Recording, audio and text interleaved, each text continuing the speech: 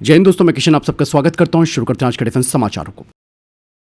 दोस्तों, Indian air force अब अपनी ड्रोन फ्लीट के लिए हाइब्रिड इलेक्ट्रिक प्रपोजन टेक्नोलॉजी पर काम कर रही है। दोस्तों, इस तरीके की टेक्नोलॉजी में दो तरीके की ताकत एक साथ मिलकर काम करती है। पहला फ्यूल इंजन और दूसरा इलेक्ट्रिक मोटर। मतलब यह है कि मिशन के दौरान ड्रोन इन दोनों के बीच जरूरत के हिसाब से स्विच कर सकता है। जैसे कि सीएनजी कारों में अक्सर पेट्रोल और सीएनजी स्विच करने का ऑप्शन रहता है। दोस्तों, मैं आपको बता दूं कि ये जो हाइब्रिड इलेक्ट्रिक प्रपोजन टेक्नोलॉजी है, इसके जरिए ड्रोन लंबी दूरी तय करते समय फ्यूल इंजन का इस्तेमाल करेगा, जिससे कि उसे ज्यादा रेंज और लंबी उड़ान मिलेगी। लेकिन जैसे ही ड्रोन अपने टारगेट एरिया या फिर निगरानी क्षेत्र के पास पहुंचेगा तो वो इलेक्ट्रिक मोड में चला जाएगा। इलेक्ट्रिक मोड में ये ड्रोन बेहद कम आवाज करता है, जिसमें कि हीट सिग्नेचर भी कम होता है और इसे डिटेक्ट करना काफी मुश्किल हो जाता है। यही वजह है कि ये टेक्नोलॉजी सर्विलांस, बॉर्डर मॉनिटरिंग और गुप्त मिशनों के लिए काफी महत्वपूर्ण मानी जा रही है। दोस्तों, यहाँ पर दुनिया के कई देश अब हाइब्रिड ड्रोन टेक्नोलॉजी पर काम कर रहे हैं, क्योंकि इससे लंबा इंड्योरेंस, बेहतर स्टेल्थ और ज्यादा मिशन फ्लेक्सिबिलिटी मिलती है। इवन दोस्तों, भारत में डीआरडीओ और डिफेंस कंपनियां और कई स्टार्टअप्स ये सब मिलकर नई पीढ़ी के स्वदेशी ड्रोन डेवलप कर रहे हैं। मतलब साफ है कि इस तरीके की टेक्नोलॉजी अगर हमारे पास आती है तो आने वाले समय में भारतीय वायुसेना के पास ऐसे ड्रोन हो सकते हैं जो घंटों तक उड़ान भरे, लगभग बिना आवाज के निगरानी करें और दुश्मन को पता ना चले। और यही वजह है कि दोस्तों, जंग केवल ताकत से नहीं बल्कि साइलेंट टेक्नोलॉजी और स्मार्ट सिस्टम से जीती जाती है, और भारत इस दिशा में काम कर रहा है। इसके अलावा दोस्तों, भारत की सी बेस्ड न्यूक्लियर डिफेंस अब एक नए फेज में एंटर करने वाली है। दरअसल इंडियन नेवी अब अपने नेक्स्ट जनरेशन की S-5 क्लास बैलिस्टिक मिसाइल पनडुब्बियों को तेजी से बनाने पर काम कर रही है। ये पनडुब्बी दोस्तों करीबन 13,000 टन की होगी, जो कि मौजूदा अरिहंत क्लास से लगभग 2 गुना बड़ी होगी। और सबसे बड़ी बात दोस्तों ये कि जहां पहले इस तरीके की पनडुब्बियां बनाने में 10 से 12 सालों का वक्त लग जाता था, वहीं अब भारतीय नौसेना इसे 7 से 8 सालों में तैयार करने का टारगेट रख रही है। ऐसे में सवाल भी आपके मन में आ रहा होगा कि इतनी तेजी से कैसे होगा काम। दरअसल दोस्तों, अब पनडुब्बियों को मॉडुलर कंस्ट्रक्शन टेक्नोलॉजी से बनाया जाएगा, और इस टेक्नोलॉजी में पनडुब्बी के अलग अलग हिस्से अलग अलग जगहों पर एक साथ तैयार किए जाते हैं और बाद में उन्हें जोड़कर पूरी पनडुब्बी बनाई जाती है, जिससे कि निर्माण का यानी कि कंस्ट्रक्शन का टाइम काफ़ी कम हो जाता है। S-5 पनडुब्बियों की अगर मैं बात करूं तो दोस्तों, ये ज़्यादा न्यूक्लियर मिसाइलें कैरी करने की क्षमता रखती हैं, लंबी समुद्री तैनाती और इंड्योरेंस के लिए काफ़ी महत्वपूर्ण होंगी, और इनका स्टेल्थ और सर्वाइवल सिस्टम भी बेहतर होगा। भारत का जो प्लान है फ्यूचर का, उसमें 6 S-5 क्लास की SSBN होंगी, 2 अरिहंत क्लास, 2 अर्धमन क्लास, यानी कुल मिलाकर करीबन 10 परमाणु बैलिस्टिक मिसाइल पनडुब्बियां भारतीय नौसेना की फ्लीट में होंगी। ये वजह है दोस्तों कि भारत 2040 तक अपनी समुद्री परमाणु ताकत को मजबूत करने जा रहा है, ताकि हिंद महासागर क्षेत्र में भारत की न्यूक्लियर डिफेंस लगभग अटूट हो जाए, जिससे कि भारत दुश्मन को साफ तौर पर संदेश दे सकता है कि भारत की सेकेंड स्ट्राइक क्षमता अब पहले से कहीं ज्यादा मजबूत बनने जा रही है। वहीं दूसरी तरफ आर्मीनिया ने जो भारत से 155 mm मार्क सेल्फ प्रोपेल्ड हाउवित्जर खरीदी है, अब आर्मीनिया इन पर अपने स्वदेशी ड्रोन को जोड़ चुका है। मतलब अब इससे ये तोप सिर्फ फायरिंग प्लेटफॉर्म नहीं रह गई, बल्कि एक स्मार्ट नेटवर्क वेपन सिस्टम बन गया।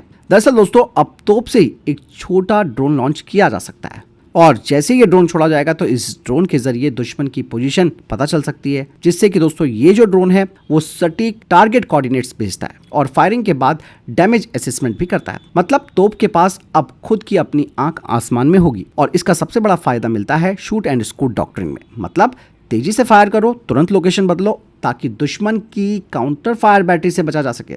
और ड्रोन की मदद से दोस्तों टारगेटिंग तेज और सटीक हो जाती है, जिससे कि पूरा फायरिंग डिसीजन लूप बहुत छोटा हो जाता है। आर्मीनिया ने दोस्तों देश भर में इस सिस्टम के सफल ट्रायल भी कर दिए हैं, और यही वजह है कि आर्मीनिया और मार्क तोप खरीदने पर विचार कर रहा है। और इसका दोस्तों भारत के लिए भी बड़ा फायदा है, क्योंकि दोस्तों इस बात से ये तो साबित हो गया है कि भारतीय डिफेंस सिस्टम सिर्फ हथियार नहीं है, बल्कि उन्हें ड्रोन और डिजिटल टेक्नोलॉजी के साथ जोड़कर मॉडर्न वॉरफेयर के लिए और भी घातक बनाया जा सकता है। और आज की जंग में दोस्तों जीत सिर्फ बड़ी तोप या लंबी रेंज से नहीं होती है, बल्कि कितनी तेजी से आप टारगेट खोजते हैं, हमला करते हैं और नतीजा देखते हैं, यही असली ताकत है। और दोस्तों ऐसे में भारत की मार्क तोप प्लस ड्रोन कॉम्बिनेशन इसी नए युद्ध मॉडल की एक झलक दिखा रहा है। हालांकि भारत को भी दोस्तों इस तरीके के कॉन्सेप्ट पर काम करना चाहिए, क्योंकि सिस्टम आपका खुद का बना हुआ है।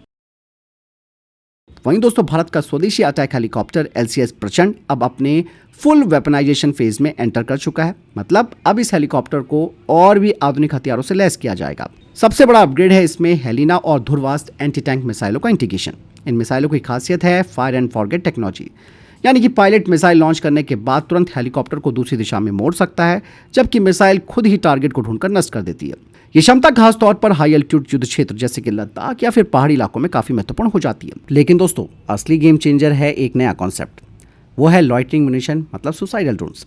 अब प्लानिंग ये है कि प्रचंड हेलीकॉप्टर से छोटे ड्रोन लॉन्च किए जाएंगे। ये ड्रोन पहले दुश्मन के टारगेट खोजेंगे और सही समय आने पर खुद ही टारगेट पर हमला कर देंगे। मतलब प्रचंड सिर्फ अब एक अटैक हेलीकॉप्टर नहीं रहेगा, बल्कि ये एक तरीके का ड्रोन कैरियर भी बन सकता है। इससे पायलट को दुश्मन के इलाके में गहराई तक निगरानी और हमला करने की भी क्षमता मिलेगी, वो भी बिना हेलीकॉप्टर को ज्यादा खतरे में डाले। यानी कि दोस्तों हेलिना मिसाइल और लॉइटरिंग म्यूनिशन के साथ LCH प्रचंड भारत की सेना को एक ऐसा हथियार दे सकता है जो पहाड़ों में भी दुश्मन के टैंक, बंकर और ठिकानों को सटीक तरीके से खत्म कर सकता है।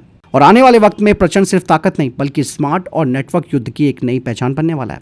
फिलहाल इस कॉन्सेप्ट पर आपकी क्या राय कमेंट सेक्शन में लिखकर जरूर बताइएगा।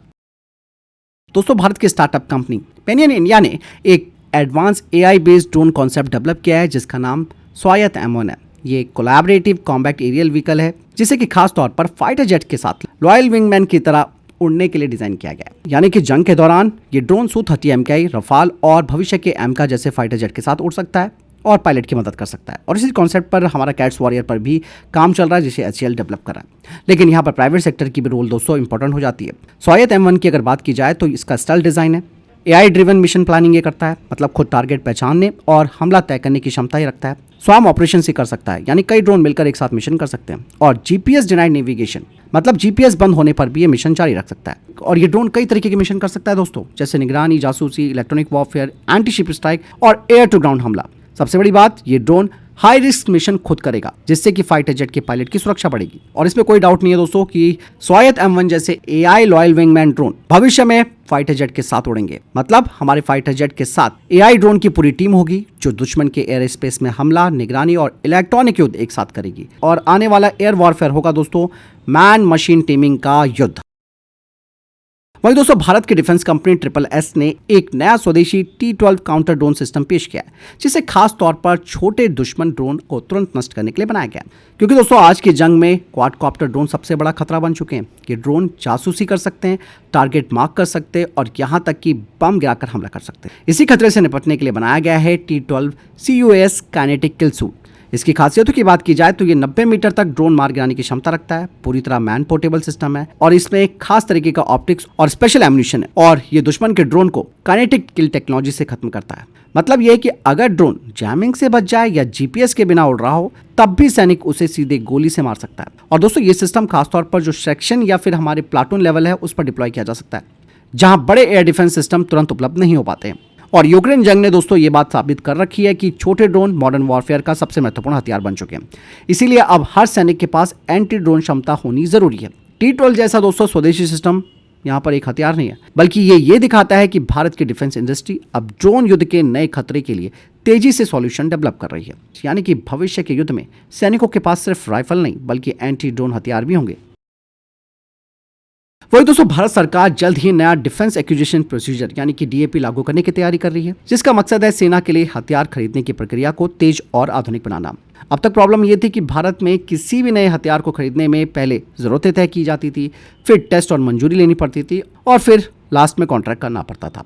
इस पूरे प्रोसेस में अक्सर कई साल लग जाते हैं और इतनी देर में कई बार टेक्नोलॉजी पुरानी हो जाती है। इसीलिए नए DAP में कुछ बड़े बदलाव किए जा रहे हैं, जैसे कि प्रोक्योरमेंट टाइमलाइन को कम किया जा रहा है, नई टेक्नोलॉजी जैसे कि ड्रोन, AI और इलेक्ट्रॉनिक वॉरफेयर पर फोकस किया जा रहा है, स्टार्टअप्स और प्राइवेट डिफेंस कंपनियों की ज़्यादा यहाँ पर भागीदारी की जा रही है और इवन इंडस्ट्री और एक्सपर्ट से पब्लिक कंसल्टेशन लिया जा रहा है। इसका फायदा यह होगा कि सैनिकों को जल्द से जल्द मॉडर्न हथियार मिलेंगे, भारतीय डिफेंस इंडस्ट्री को नए मौके मिलेंगे और सेना तेजी से बदलते हुए युद्ध के लिए बेहतर तैयारी कर पाएगी। और दोस्तों अगर ये DAP सही तरीके से लागू हुआ तो भारत की सेना को सही समय पर सही हथियार मिल पाएंगे और यही आधुनिक युद्ध की सबसे बड़ी जरूरत है।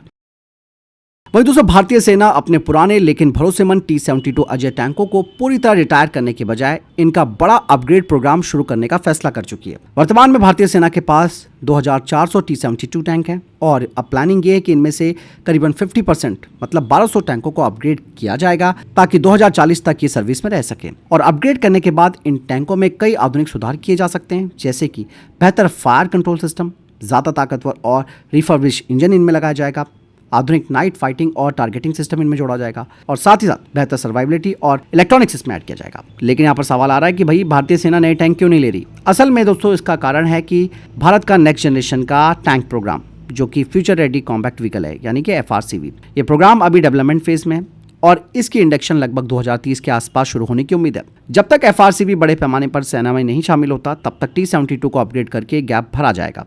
मतलब साफ है कि T-72 आने वाले वर्षों में फ्रंट लाइन के साथ साथ सेकंड लाइन रोल में भी महत्वपूर्ण रोल निभाते रहेंगे। और इंटरेस्टिंग बात तो ये है कि दोस्तों दुनिया के कई देश, खास करके अफ्रीका, मध्य पूर्व और दक्षिण पूर्व एशिया, ये भी T-72 टैंकों का बड़ी संख्या में इस्तेमाल करते हैं। इसलिए भारत का ये अपग्रेड मॉडल भविष्य में एक्सपोर्ट डिफेंस पैकेज के रूप में भी सामने आ सकता है। मतलब साफ है दोस्तों, जब तक नेक्स्ट जनरेशन का FRCV टैंक सेना में पूरी तरीके से नहीं आता तब तक upgraded T-72 Ajay tank Bharat के बख्तरबंद ताकत का महत्वपूर्ण हिस्सा बने रहेंगे। तो फिलहाल आपको क्या लगता है इस बारे में कमेंट सेक्शन में लिखकर जरूर बताइएगा।